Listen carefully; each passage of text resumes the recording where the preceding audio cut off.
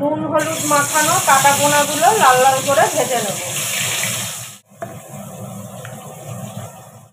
মাছ ভাজা হয়ে গেছে, তুলে নেব।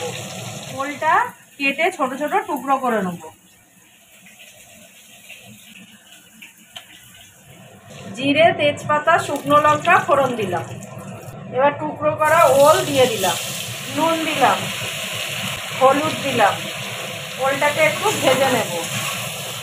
জিরে 1 চামচ, আদা, কাঁচা লঙ্কা, শুকনো লঙ্কা, কয়েকটা গোলমরিচ, এর একটা পেস্ট তৈরি করে নেব। ওলটা ভালো করে ভেজে নিয়েছি, এবার এতে পেস্ট করা মশলাটা দিয়ে দেবো। মশলা দিয়ে ওলটাকে ভালো করে কষে নেব। মিক্সির বাটি ধোয়া জল একটুখানি দিয়ে ভালো করে কষে নেব। একটা বাতাসা ভেঙে দিয়ে দিলাম, একটুখানি কাশ্মীরি লঙ্কার গুঁড়ো দিলাম।